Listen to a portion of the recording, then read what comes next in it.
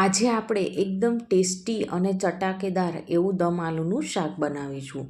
તો ફ્રેન્ડ્સ, આવા શાક બનાવતા છે ને ઘણો સમય લાગી જતો હોવાના કારણે આપણે આ શાક છે ને ઓછા પ્રમાણમાં બનાવતા હોઈએ છીએ. પરંતુ આજે આપણે કુકરમાં એકદમ ઓછા સમયમાં અને ઝટપટ તૈયાર થાય ને એવી રીતના શાક બનાવીશું. તો ફ્રેન્ડ્સ, આ શાક તો ઝટપટ બનશે પણ તેની સાથે સાથે તે ટેસ્ટમાં બેસ્ટ પણ બનશે. તો ચાલો ફટાફટ આવી દમ આલુની રેસીપી જોઈ લઈએ.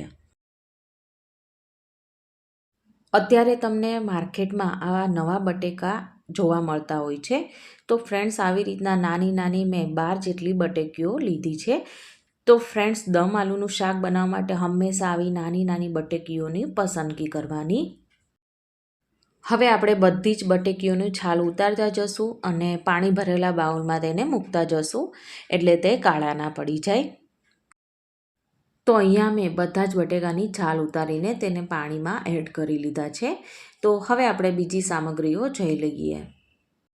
અહીંયા મેં 2 મીડિયમ સાઇઝના ટામેટાં, 10થી 12 નંગ લસણની કળી, તેમજ 2 નંગ જેટલા આદુ અને 2 નંગ જેટલી ડુંગળી અને 10થી 12 નંગ જેટલા અહીંયા મેં કાજુ લીધેલા છે.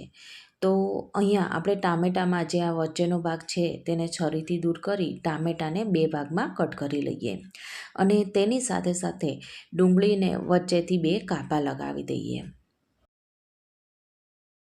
હવે કુકરમાં આપણે બધી જ વસ્તુઓ એડ કરી દઈશું. તો સૌથી પહેલાં તો આ રીતના પાણી નિતારીને બટેકીઓ ઉમેરી દઈએ. ઉપરથી ટામેટાં, ડુંગળી, લસણ અને કાજુ એડ કરીશું અને તેની સાથે સાથે આદુના થોડા મોટા ટુકડા છે તો તેને આ રીતના છરીથી કટ કરીને એડ કરીએ. આ શાક ફટાફટ ચડી જાય ને તેના માટે આપણે એક નાની ચમચી જેટલું નમક એડ કરીએ અને અહીંયા અડધા ગ્લાસ જેટલું આપણે પાણી એડ કરીશું. બુડબુડારે તેટલું આપણે પાણી નહીં એડ કરીએ, કેમ કે આમાં જે પાણી વધશે ને તેનો ઉપયોગ આપણે આગળ કરીશું. એટલે પાણી છે ને તમારે જેમ બને એમ ઓછું જ એડ કરવાનું રહેશે. અને હવે કુકરનું ઢાંકણ બંધ કરીને આપણે મીડિયમ ગેસ ઉપર ફક્ત એક જ વિસલ વગાડવાની છે. તો આ વાતનું તો ખાસ અહીં ધ્યાન રાખવું.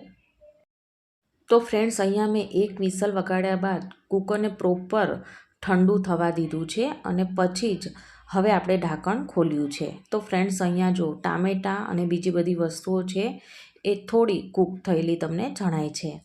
તો બટેકા અલગ અને બીજી બધી જે બાકીની વધેલી વસ્તુઓ છે એ અલગ, એમ આપણે અલગ કાઢી લેશું. તો સૌથી પહેલાં તો આપણે એક બાઉલમાં ટામેટાં કાઢી લઈએ અને ટામેટાની જે ઉપરની છાલ છે એ અલગ કરી લેશું. તો બટેકા સિવાયની બીજી બધી વસ્તુઓ છે ને એ મેં આ એક બાઉલમાં કાઢી લીધેલી છે, કેમ કે આની આપણે છે ને ગ્રેવી બનાવવાની છે. તો ફ્રેન્ડ્સ, હવે આપણે છે ને આની એક મિક્સર જારમાં ગ્રેવી બનાવી લઈશું. અહીંયા આ બધી સામગ્રી ઠરી જાય ને પછી જ આપણે તેની ગ્રેવી બનાવીશું. તો આ વાતનું અહીં ખાસ ધ્યાન રાખવું. હવે અધકચરા બાફેલા બટેકાને આપણે તળી લઈશું.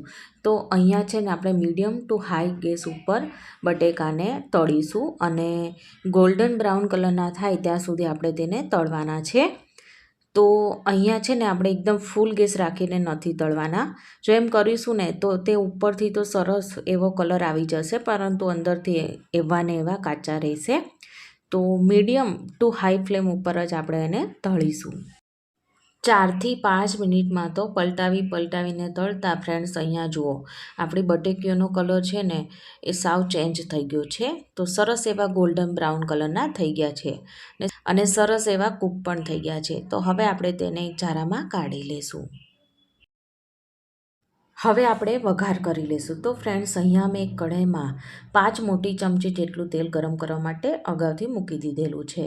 તો ફ્રેન્ડ્સ, અહીંયા જો તેલ પણ સરસ ગરમ થઈ ગયું છે ને, તો હવે એક નાની ચમચી જેટલી રાઈ અને એક નાની ચમચી જેટલું આખું જીરું એડ કરીએ અને તેની સાથે સાથે ચપટી હિંગ એડ કરીશું. અને હવે એક તમાલપત્ર અને એક તજનો ટુકડો એડ કરીએ અને આપણે જે ગ્રેવી બનાવીને રાખી હતી ને તે હવે તરત જ આપણે એડ કરીશું. હવે મિક્સર જારમાં થોડુંક પાણી એડ કરીને બધી જ ગ્રેવી આપણે આમાં લઈ લઈશું. એટલે જે કાંઈ મિક્સર જારમાં ગ્રેવી ચોટી હશે ને એ બધી જ આમાં આવી જશે. અને હવે ચમચાથી એકવાર બધું મિક્સ કરી લઈશું. અને ઉપરથી અડધી ચમચી જેટલો હળદર પાવડર અને ગ્રેવીના ભાગનું આપણે મીઠું એડ કરીએ. હવે 1 ચમચી જેટલું આપણે કાશ્મીરી લાલ મરચું એડ કરીશું. તેનાથી કલર છે ને ખૂબ જ સરસ આવશે અને ટેસ્ટ પણ સરસ આવશે.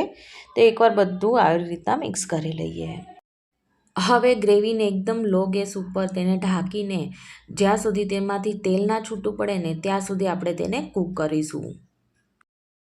7થી 8 મિનિટ પછી હવે આપણે ઢાંકણ ખોલીએ છીએ. તો ફ્રેન્ડ્સ અહીંયા જુઓ, તેલ તમને અહીંયા છૂટું પડેલું જણાય છે. તો એકવાર આ રીતના આપણે ચમચો ફેરવી દઈશું. અને હવે આપણે તળેલા બટેકા એડ કરીએ અને તેને પણ ગ્રેવી સાથે આવી રીતના મિક્સ કરી લઈએ. હવે અડધી ચમચી જેટલી આપણે ખાંડ એડ કરીએ અને તેની સાથે સાથે અહીંયા મીડિયમ તીખું હોય તેવું અહીંયા મેં 1 ચમચી જેટલું લાલ મરચું લીધેલું છે તે આપણે એડ કરીશું. અને હવે 1 મોટી ચમચી જેટલું ધાણા જીરું પાવડર. અને આ શાકને એકદમ ક્રીમી બનાવવા માટે અહીંયા હું 2 મોટી ચમચી જેટલી મલાઈ એડ કરી રહી છું. તો જે આપણે ઘરમાં જે નોર્મલ આપણે દૂધમાં રોજ મળતી હોય તો તેવી જ અહીંયા મેં ફ્રેશ મલાઈ લીધેલી છે. તો હવે ઉપરથી 1.5 ચમચી જેટલો આપણે ગરમ મસાલો એડ કરીએ અને બધું એકવાર સારી રીતે મિક્સ કરી લઈએ. હવે ઉપરથી અડધા ગ્લાસ જેટલું પાણી એડ કરીશું અને તેને ઢાંકીને 7થી 8 મિનિટ જેટલું કૂક કરીશું. એટલે તેલ પણ સરસ છૂટું પડી જશે અને બટેકામાં ગ્રેવીની ફ્લેવર એકદમ સરસ બેસી જશે. 7થી 8 મિનિટ બાદ હવે ઢાંકણ ખોલીશું. તો ફ્રેન્ડ્સ અહીંયા જો તેલ પણ સરસ છૂટું પડી ગયું છે અને આખા ઘરમાં તેની સરસ સુગંધ ફેલાઈ રહી છે. તો ફ્રેન્ડ્સ હવે આપણે ગેસની ફ્લેમ બંધ કરીએ અને ઉપરથી કટ કરેલા ફ્રેશ ધાણા એડ કરીશું. તો ફ્રેન્ડ્સ આ શાક ચડ્યું છે કે નહીં તો તે પણ હું તમને બતાવી દઉં. તો ફ્રેન્ડ્સ અહીંયા જો ચમચામાં લઈને હું એક ફોર્ક સ્પૂનથી તોડીને બતાવી દઉં. તો ફ્રેન્ડ્સ અહીંયા જો આ બટેકાને તોડતા કેટલું આસાનીથી તે તૂટી જાય છે. તો એકદમ પરફેક્ટ એવું સરસ કૂક થઈ ગયું છે. તો ફ્રેન્ડ્સ તમે આ શાકને રોટલી, પરાઠા કે પછી રાઈસ સાથે પણ સર્વ કરી શકો છો. તો ફ્રેન્ડ્સ એકદમ ઓછા સમયમાં ઝટપટ બનીને તૈયાર થાય તેવી આ દમ આલુની રેસીપી બનીને તૈયાર થઈ ગઈ છે. તો તમે ક્યારે બનાવો છો આવું દમ આલુનું શાક એ મને કમેન્ટ સેક્શનમાં જરૂરથી કહેજો. અને જો તમે કંઈક અલગ રીતના બનાવતા હોય તો એ પણ મને કમેન્ટ સેક્શનમાં જરૂરથી કહેજો. અને જો મારી આજની આ રેસીપી તમને ગમી હોય ને તો મારી ચેનલને સબસ્ક્રાઈબ, લાઇક અને શેર કરવાનું ના ભૂલતા. તો આપણે ફરીવાર મળીશું એક નવી જ વાનગી સાથે. Thank you for watching.